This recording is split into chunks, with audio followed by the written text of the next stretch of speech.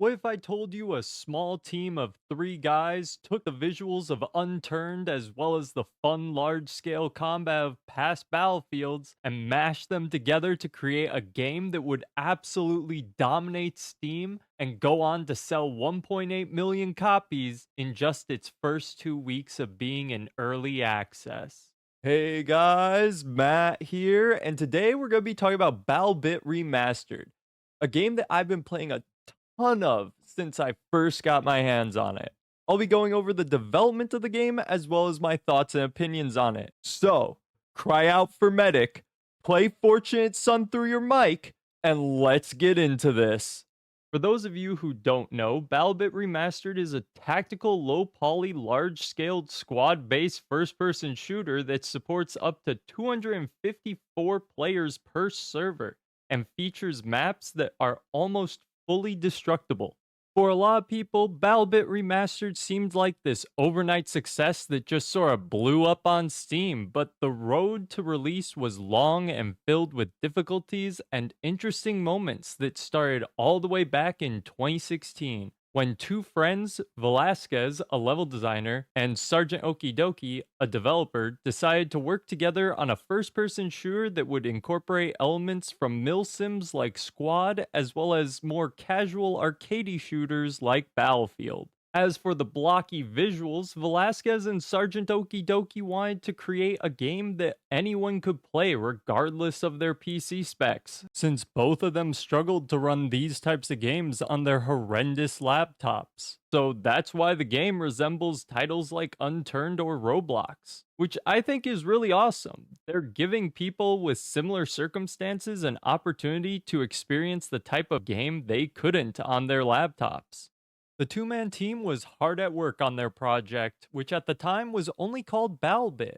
They posted progress on their work, gameplay, and even shared a raw version of the game through a zip archive. However, later on in May of 2017, the duo decided to overhaul/rebuild the game for an upcoming Steam and Patreon beta test, renaming the project BattleBit Remastered. By late 2017, BattleBit Remastered was gearing up for its Steam playtest, and the team decided to drop a very dramatic cinematic trailer to get people hyped. With the playable beta happening in only a few months, the team continued to show off their progress, showcasing smoother character and weapon animations, as well as more detailed and diverse maps that players would be able to sink their teeth into. However, with hype building to insane heights, the team decided to delay the beta to an unknown date as to try and make the game as great as possible for players. The official playable beta dropped on February 2018, and to put it lightly, a lot of people didn't really like it. There were numerous server and networking issues, players experienced frame rate drops, and a lot of people just weren't enjoying the gameplay.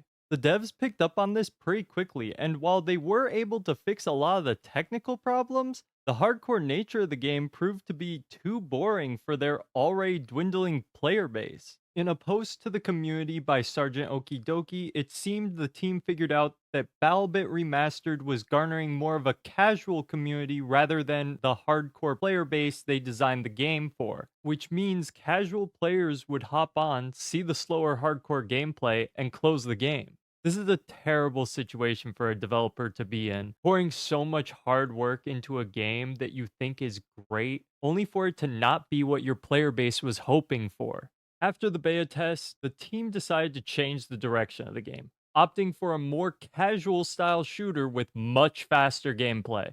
They hunkered down and started reworking character animations, progression, and incorporating new game modes that aligned with the game's current direction. The team was taking their time to make sure there wasn't another failed beta test. By 2020, they started adding more destructible environments to the maps. 145 players were now able to be in a singular server, eventually leading to the 254 player servers we see today, and overall performance was improved immensely. Fast forward to 2021, 4 years after the first beta test, Sergeant Okidoki announced that BattleBit Remastered would finally be having another open playtest between December 26th and January 1st. This undoubtedly created a lot of pressure for the team. So, to lift some of the weight off their shoulders and ensure things went smoothly, Larry joined the team as a 3D artist, completing the trio we know today. On December 26th, the open beta started, and unlike the last playtest, players were actually enjoying it. More than that, they were loving it. By the end, the beta had over 2,000 concurrent players. That's insane! After this incredibly successful beta, the devs continued to do closed beta tests, polish the game, and ready themselves for the planned 2022 Steam Early Access release. The trio continued to add more content, balance weapons, and work on vehicles. With the game only having one delay, BattleBit Remastered finally released in early access on June 15th, 2023. And the rest is history. So now all that's left is for me to share some of my thoughts and opinions on the game. I'm not going to go that in depth because the game's still in early access, and I'd rather save that for a later video when the game leaves early access. Plus, stuff is changing constantly in the game, so chances are at least one of the things I'm gonna talk about has either been patched or altered in some way. So that being said, let's go, gamers! For starters, this game definitely reminds me of Battlefield, from the menus all the way down to even the gameplay.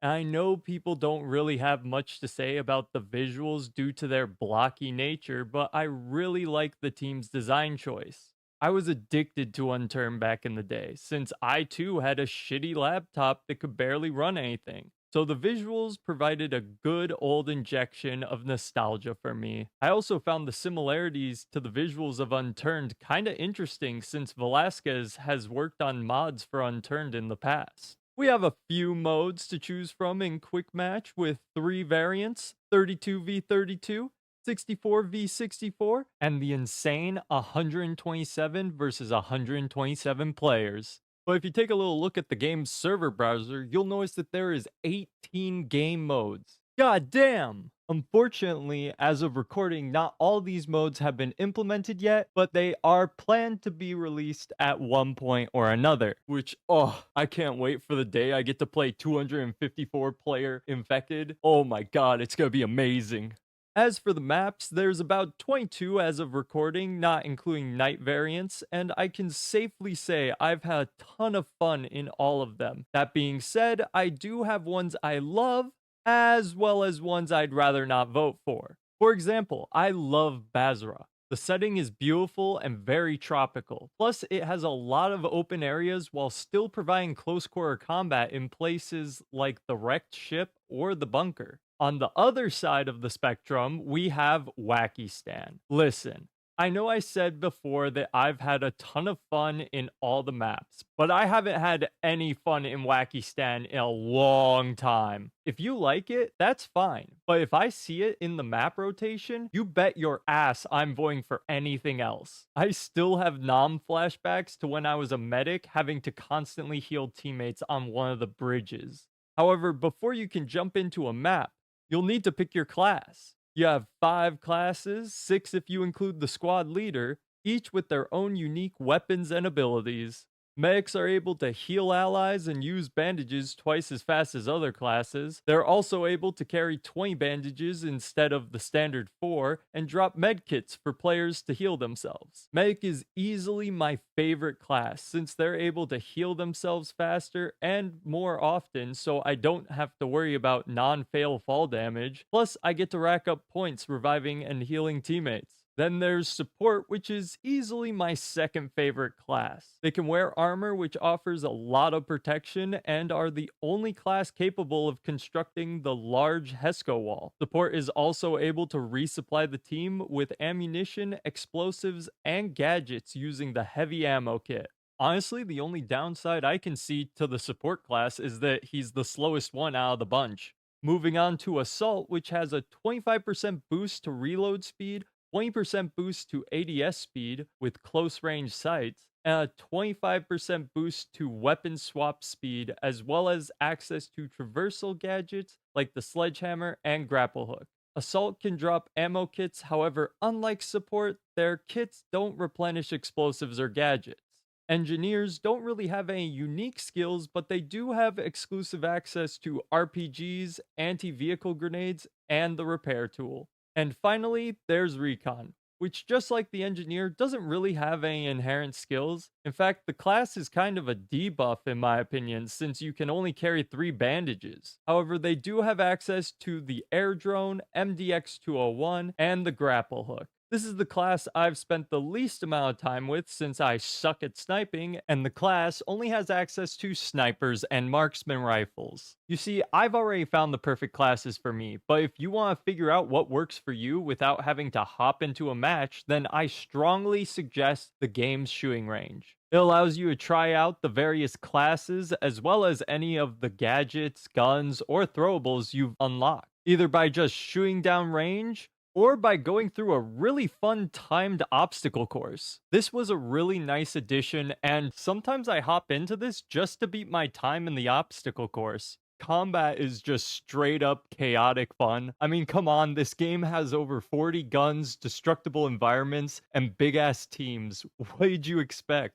It's truly amazing when you have those matches where the majority of both teams are fighting for control over one area. And if that area is a bunker or a subway system, oh boy, get ready for grenades and bodies to start flying. And for people to start screaming out for medics. And there's so many more great things about this game. The ability to build cover is great and gives you a fighting chance when you get stuck out in the open.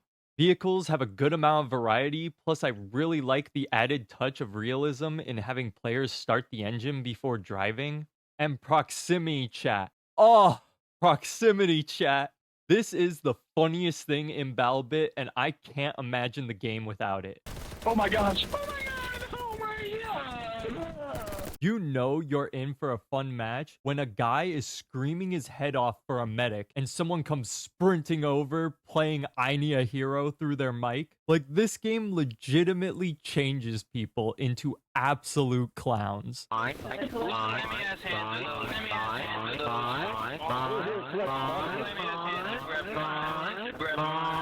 In short, BattleBit Remastered is an incredibly fun game with an interesting development story. And while it does have things I'd make changes to, like the lack of parachutes, BattleBit absolutely dominates some of the major FPS games when it comes to fun. With its goofy proximity chat, lack of predatory microtransactions, great map design, and its immense amount of variety right out of the box.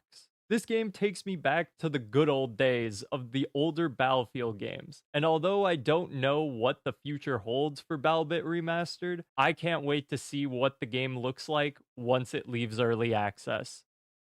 So that was BattleBit Remastered. Thank you guys so much for watching. Leave a comment down below if you plan on picking up BattleBit Remastered, or if you already have it, what do you think of it?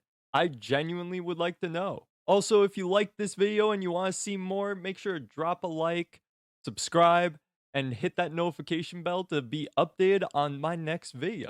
I've been rezoraptor, and I will see you guys next time. Peace!